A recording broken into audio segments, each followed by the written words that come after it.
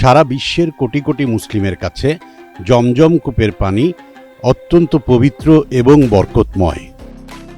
Saudi আরবের পবিত্র শহর মক্কায় অবস্থিত মসজিদুল হারামের ভেতরে এই পবিত্র জমজম কূপটি অবস্থিত। মুসলিমদের কাছে পবিত্র হিসেবে বিবেচিত কাবাঘরের মাত্র ২০ মিটার দূরে জমজম কূপের অবস্থান। হজ ও ওমরা আদায়কারীর জন্য বিশেষভাবে এবং পৃথিবীর সব মুসলমানের জন্য সাধারণভাবে জমজমের পানি পান করা মুস্তাহাব।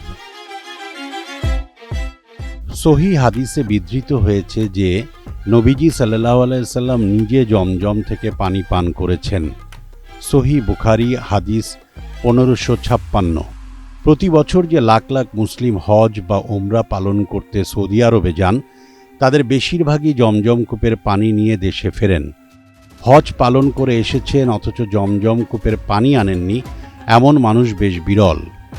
শুধু তাই নয়, পরিবারের সদস্য এবং আত্মীয় স্বজনদের মধ্যে এই পানি বিতরণের রেওয়াজ দেখা যায়। তাদের প্রত্যাশা এই পবিত্র পানি পান করলে বিপদ, রোগ কিংবা যে কোনো অমঙ্গল দূর হবে। এবার পবিত্র কাবা ও মসজিদে নববীতে রাখা জমজম কূপের পানি পান নিয়ে নতুন নির্দেশনা দিয়েছে সৌদি আরব।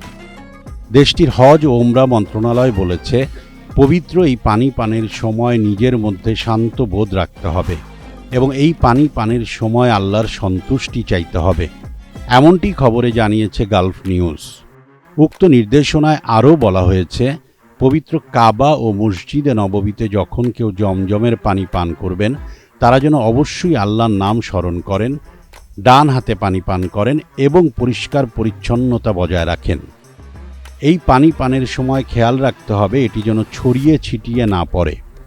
এছাড়া জমজমের পানির ট্যাপ ছেড়ে অজু না করতে অনুরোধ করা হয়েছে। আর পানি পানের পর কাপ নির্দিষ্ট স্থানে রাখা, ঠেলাঠেলি না করা, ভিড় এড়িয়ে চলা ও ভদ্রতা বজায় রাখার জন্য মুসল্লিদের অনুরোধ করেছে হজ ও ওমরা মন্ত্রণালয়।